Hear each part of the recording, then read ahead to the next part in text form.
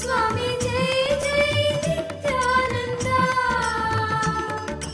लोकनाथ स्थिरकाशो भगवान् कलिकल्मषमग्नानां नित्या उत्तारणचिकीर्षया स्वामी ॐ जय Nityananda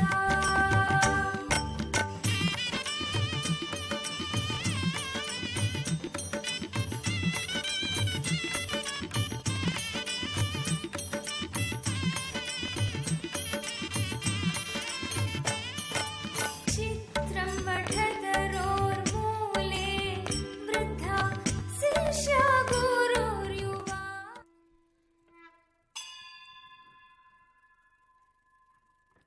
Nityanandam. Before we begin the Pada Puja today, we request all the Pada Puja participants and everybody else who is participating in this puja physically here and online to declare the following with integrity and authenticity. If you agree to this, please say yes loudly. I authentically cognize, which is internally process, understand and declare truth that the cosmic energy exists. Yes, I authentically cognize, which is internally process, understand and declare truth. That His Divine Holiness Swamiji and the Guru Padukas are the Chinmaya Vigrahas, embodiment and representation of that very cosmic energy. Yes, I authentically cognize, which is internally process, understand and declare truth. That whatever I offer during the Pada Puja to His Divine Holiness Swamiji will reach the cosmic source of energy directly. Yes, I authentically cognize, which is internally process, understand and declare truth of Sohamasmi, that even when I worship, I am Him. Yes, let us now enter into the Pratyaksha Pada Puja. The first is the Sadguru Vandanam. Now please take some flowers in your hands, close your eyes and offer the flowers at His Divine Holiness Swamiji's Padukas at the end of the mantra. Nityanandam Paramasukadam Kevalam Jnanamurtim Dvandvatitam Gagana Sadrisham Tattvamasyaadilakshyam Ekam Nityam Vimalamachalam Sarvadi Sakshibhutam Bhavatitam Trigunarahitam Sadgurum Tam Namami. The next is the Guru Parampara Vandanam. Now please take some flowers in your hands, close your eyes and offer the flowers at His Divine Holiness Swamiji's Padukas at the end of the mantra.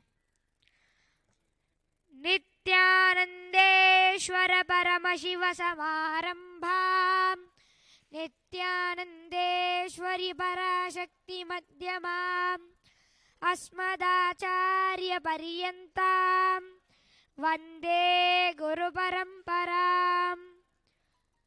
The next is the Arunagiri Yogeshwara Vandanam.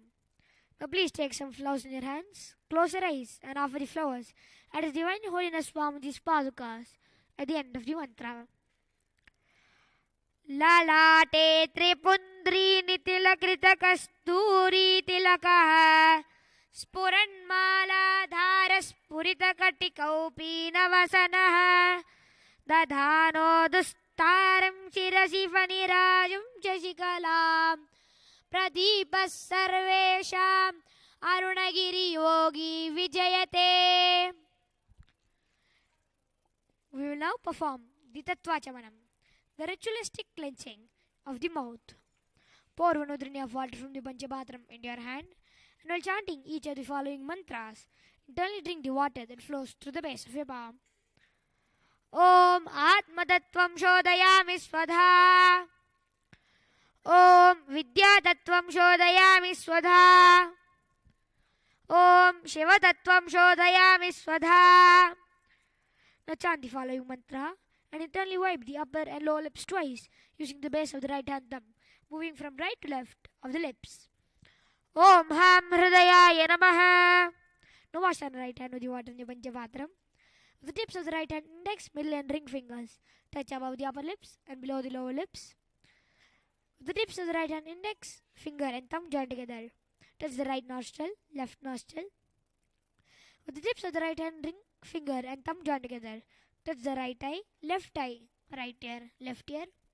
Wash the right hand with the water in the Panchavatram. With the base of the right hand thumb and little finger, touch the navel, right chest, left chest. With all the right hand fingertips together, touch the top of the head, right shoulder, left shoulder, and the heart center. The next is the Shuklam Bharadram. Please take some Akshata in your hand, clench your hand, and tap the sides of your forehead 5 times. Shuklam Bharadram Vishnum Shashivaranam Chaturbhujam Prasannavadaram Dhyayet Sarvavignovashantaye. Pranayama. Continue to keep the Akshata in your right hand. Now closing the right nostril, inhale slowly through the left nostril. Once you have inhaled fully, close both the nostrils and hold the breath inside as long as possible. Exhale through the right nostril slowly. During this inhalation, retention and exhalation, chant the Panchabrahma mantras and Shadanga mantras 3 times internally.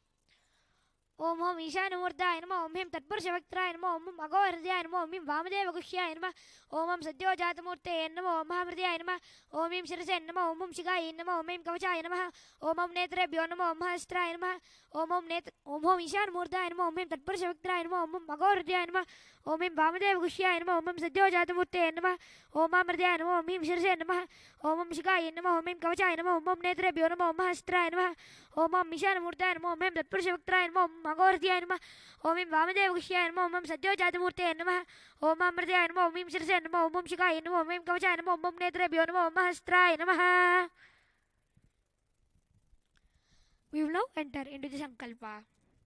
Now keeping the Akshata in the left palm, closer to the right palm, keep both the hands at the right thigh. Chant the following mantra and then drop the Akshata down at the end of the mantra.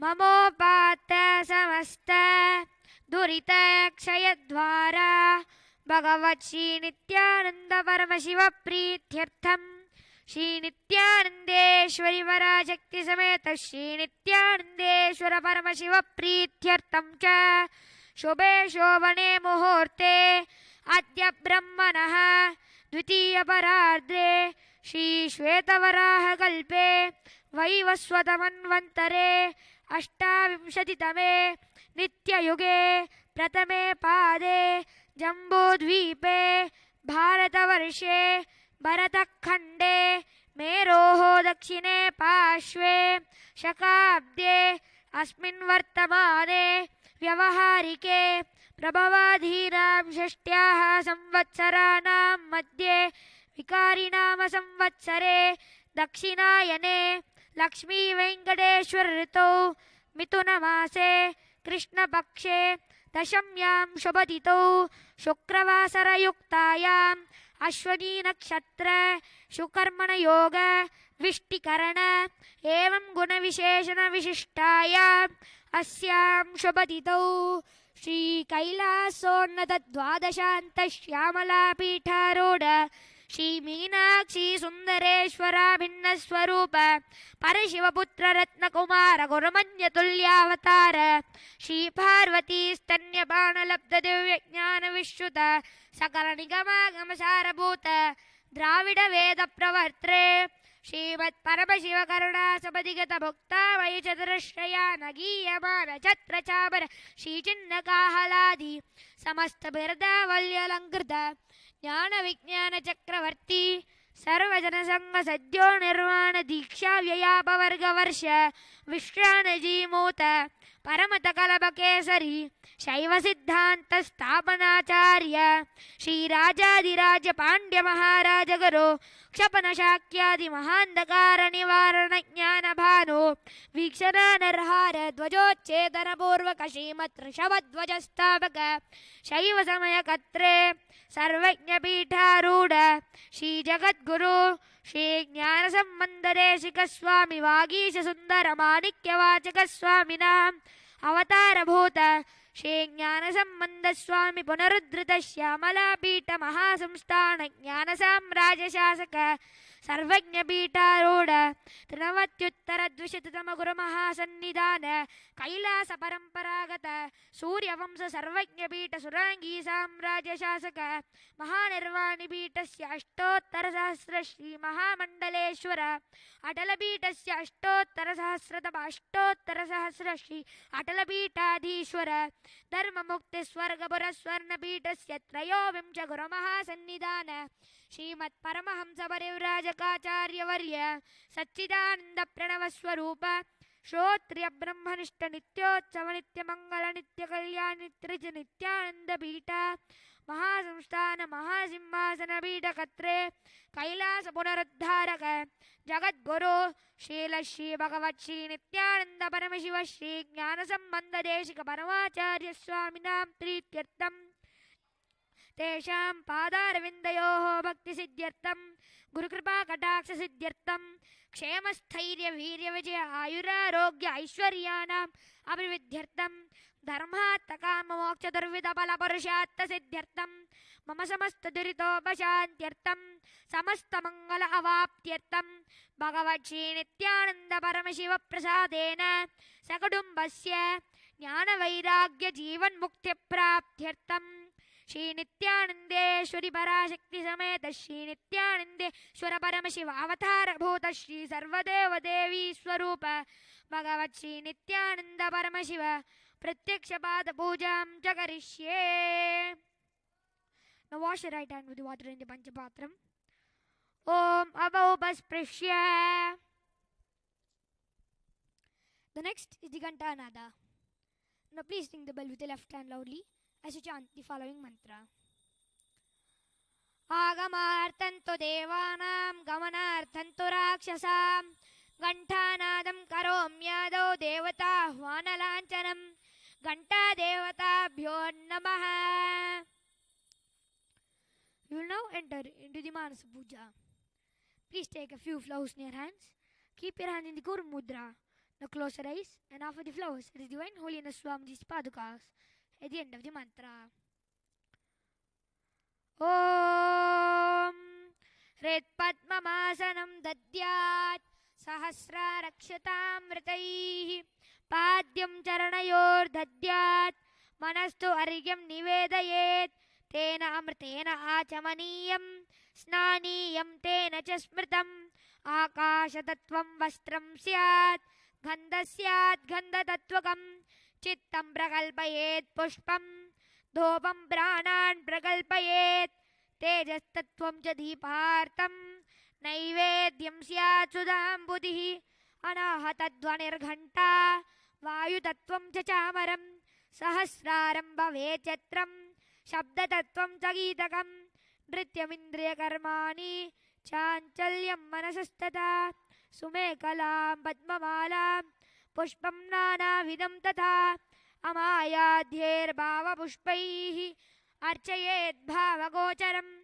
Amayam Manahankaram Aragam Amadham Tata Amohagam Vadam Vancha Advesha Akshobhaghau Tata Amatsaryam Alobhancha Dasapushpam Vidurvodaha Ahimsa Paramam Pushpam Pushpamindriya Nigraha Daya Pushpam Kshama Pushpam Jnana Pushpam Cha Panchamam Iti Panchadashair Bhava Pushpaihi Sampujayet Bhagavantam Shri Nityananda Paramashivam. We will now enter into the Upachara Puja. The first offering is the Asanam. Now please take some flowers and akshata in your hands and offer it at His Divine Holiness Swamiji's Padukas at the end of the mantra. Asanam Om Sarvabhutantarastaya Sarvabhutantaratmane Kalpayam Yupaveshartam Asanam Te Namo Namaha.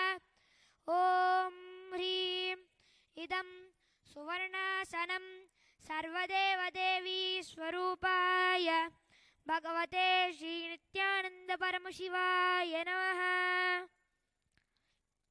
The next offering is Swagatam. Now please take some flowers in your hands and offer it at His Divine Holiness Swamiji's Padukas along with the mantra. Swagatam Om Shantatvat Sarvakratritvat Bhavo Paratikaranaat Shiva Ukto Mahatantre Mantravidbhishada Shivaha Tasmai Shivaya Gurave Vitaragakalaya Vai Ameyatva Tanantoyam Ajatva Chaprakirtitaha Yasya Darshanamichanti Deva Swabhishta Siddhaye Tasmai Te Parameshana Swagatam Swagatam Prabho Adya me sabalam janma jivanam sabala kriya Swagatam yatvaya tanme tapasam palamagatam Om Hrim Sarvadeva Devi Swarupa Bhagavan Shri Nityananda Paramashiva Swagatam Suswagatam Te. The next offering is Padyam. Now please take another drink of water in your hands and offer it at His Divine Holiness Swamiji's Padukas at the end of the mantra. Padyam Om Yad Bhaktilesha Samparkat Paramananda Samplavaha Tasmai Te Parameshana Padyam Shuddhaya Kalpaye Om Hrim Etat Padyam Sarvadeva Devi Swarupa Bhagavate Shri Nityananda Paramashivaya Namaha. The next offering is Arghya. Now please take the sacred conch in your hands and offer it at His Divine Holiness Swamiji's Padukas at the end of the mantra.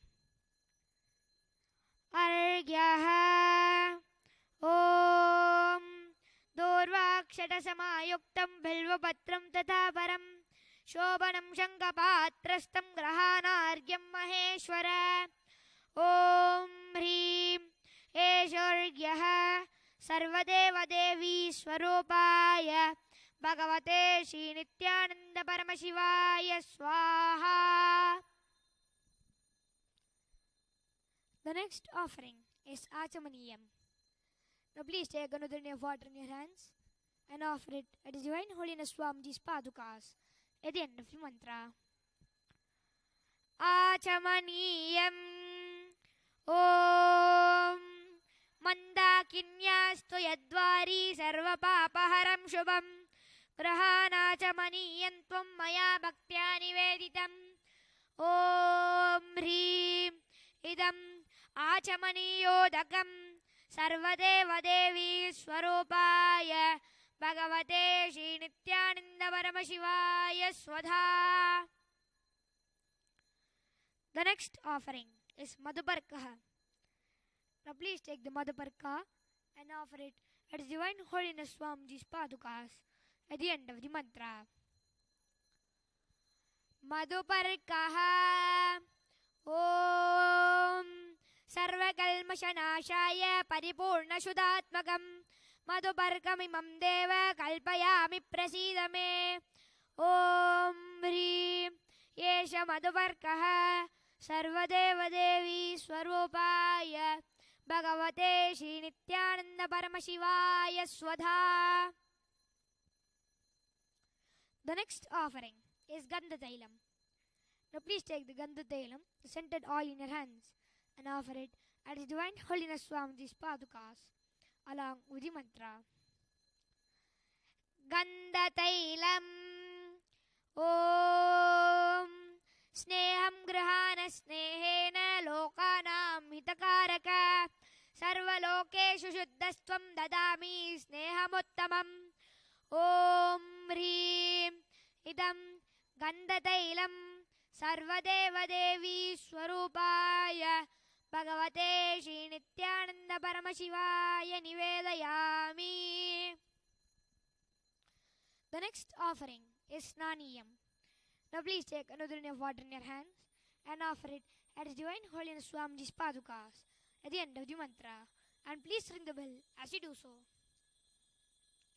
Snaniyam Om Idam Susitalam Vari Swacham Shuddham Manoharam Snanartham Te Maya Bhaktya Kalpitam Pratigrihyata Om Hrim Idam Snaniyodakam सर्वदेवदेवी स्वरूपाय भगवते श्रीनित्यानन्दपरमशिवाय निवेदयामि. The next offering is Vastram. Now please take the offering of clothes in your hands and offer it to His Divine Holiness Swamiji's Padukas at the end of the mantra. Vastram Om Maya Chitrapatachanna Nidagahyor Tejase Niravarana Vijnaya Vasaste Kalpayamyaham. Om Hrim Idam Vastrottariyam Sarvadevadevi Swarupaya Bhagavate Shri Nityananda Paramashivaya Nivedayami. The next offering is Avaranam. Now please take the offering of jewelry in your hands and offer it to His Divine Holiness Swamiji's Padukas at the end of the mantra. Abharanam Om Swabhavasundaraangaya Nanasaktyaashrayayate Suvarnam Bhushanam Topyam Kalpayami Prasidame. Om Hrim Idam Suvarnabharanam Sarvadevadevi Swarupaya Bhagavate Shri Nityananda Paramashivaya Nivedayami. The next offering is Gandha.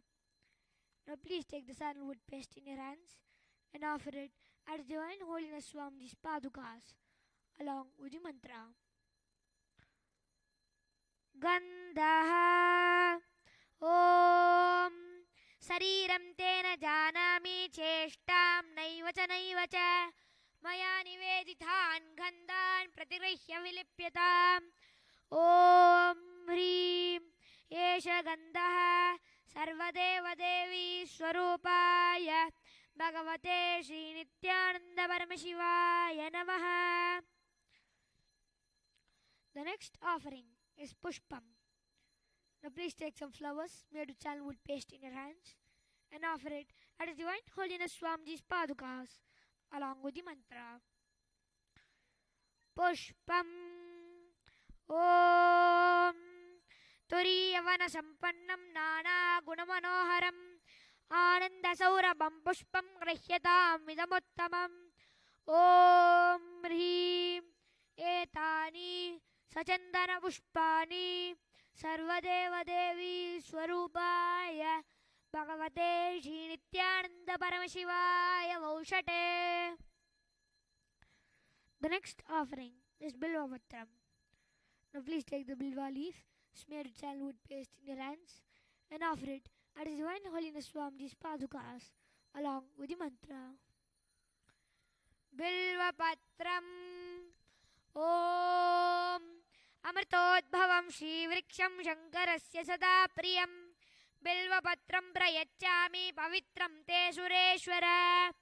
Om Hrim Etani Sachandana Bilvapatrani Sarvadevadevi Swarupaya Bhagavate Shri Nityananda Paramashivaya Vaushate. The next offering is Tulasi Patram. Now please take the Tulasi leaf, smear it sandalwood paste in your hands and offer it at His Divine Holiness Swamiji's Padukas along with the mantra. Tulasi Patram Om Namaste Bahurupaya Varadamurtaye Paramatmane Swaha.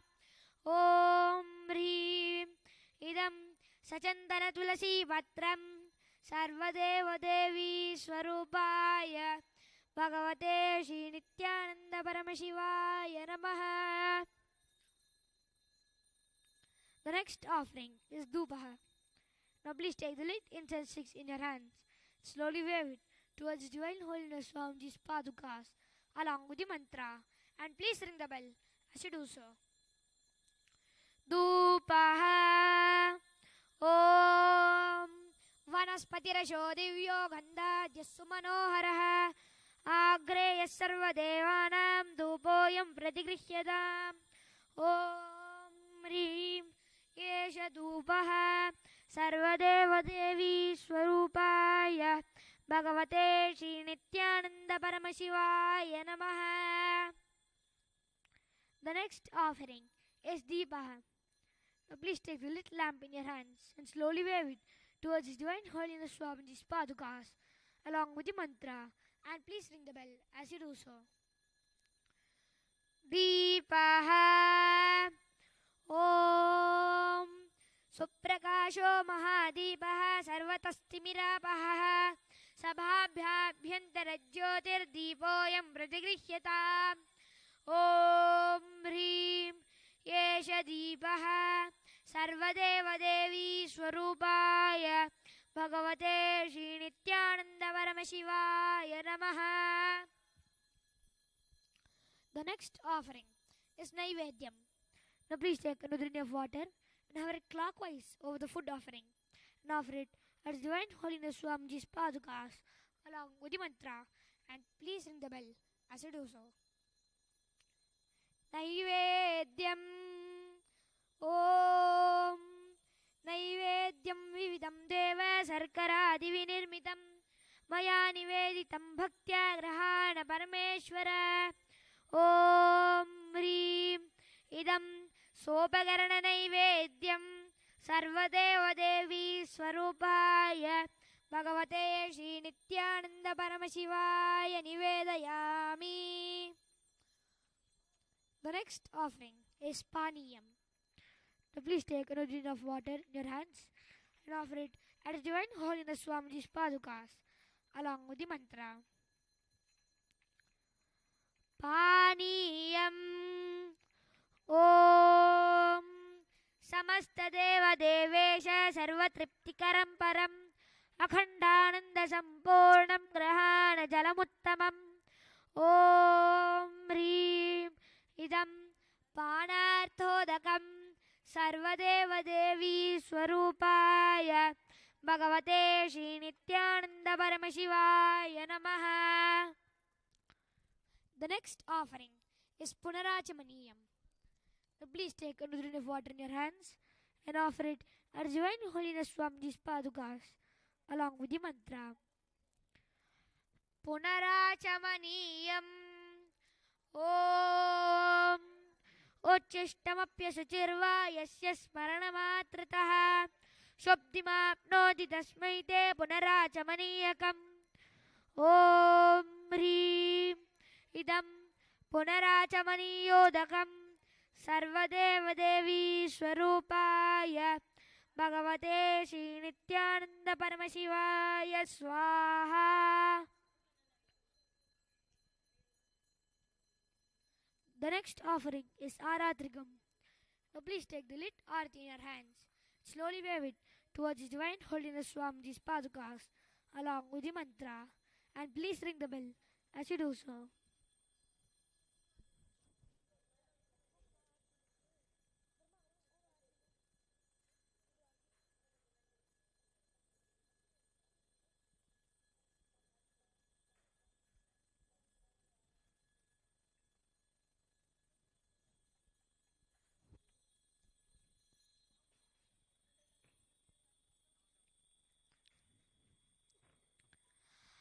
Aratrigam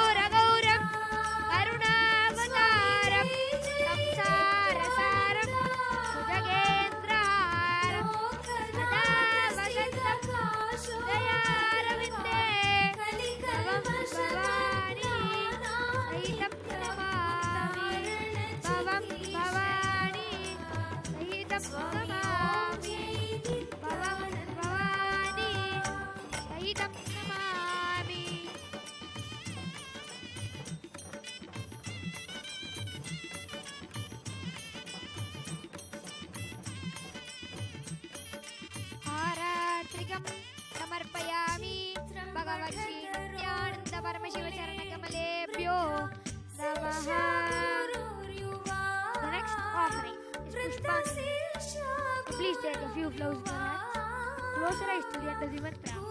And offer the flowers as divine holiness from this podcast. Again, come to mantra.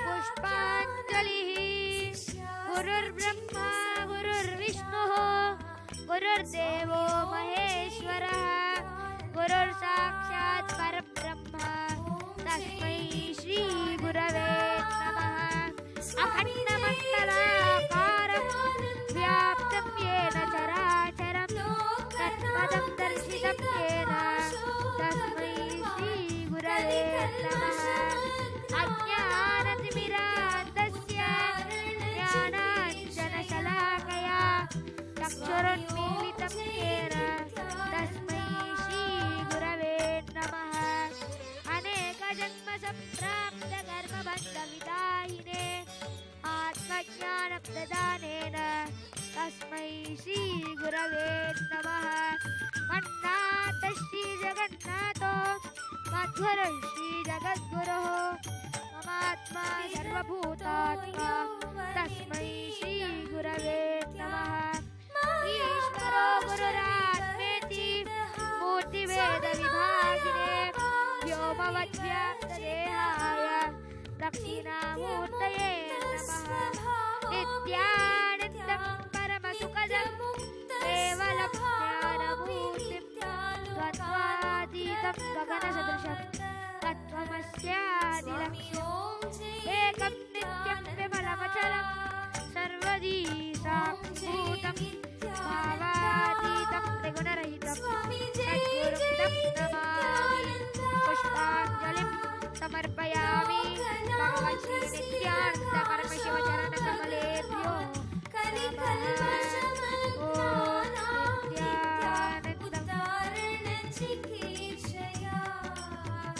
Swami Om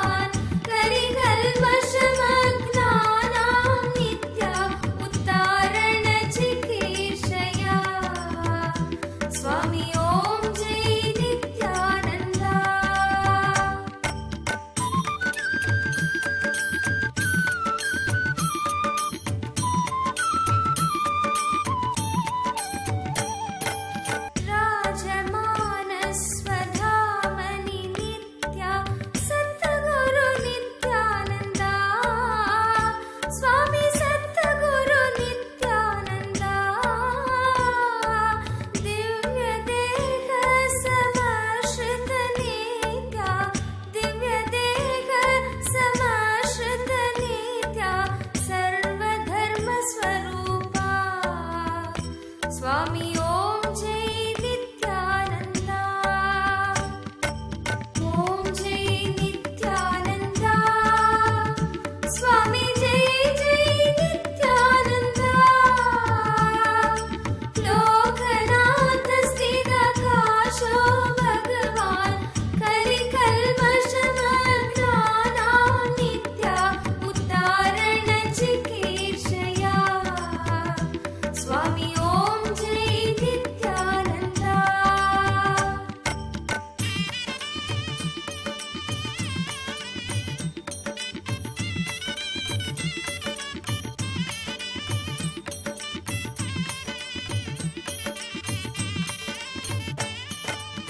सर्वधर्म प्रणेतारं नित्या धर्मग्लानि विनाशकं स्वामी धर्मग्लानि विनाशकं साधु मित्र शिव नित्यानन्दं साधु मित्र शिव नित्यानन्दं शान्तं नमाम्यहम् स्वामी जय जय नित्यानन्दम् ॐ जय नित्यानन्द स्वामी जय जय नित्यानन्द लोकनाथ स्थित काशो भगवान कलिकल्मषमग्नाना नित्या उद्धारण चिकीर्षया स्वामी ओम जय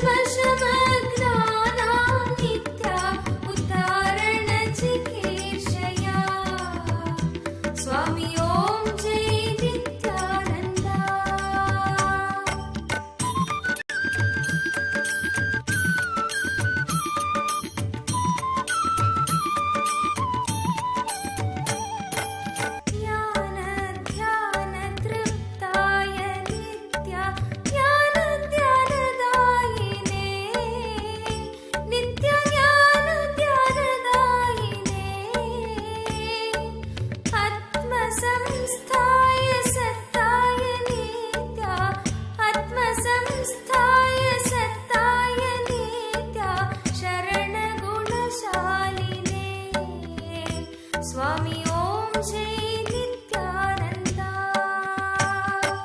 ओम जय अज्ञानानित्य उद्धारण चिकीर्षया स्वामी ओम जय नित्यानंद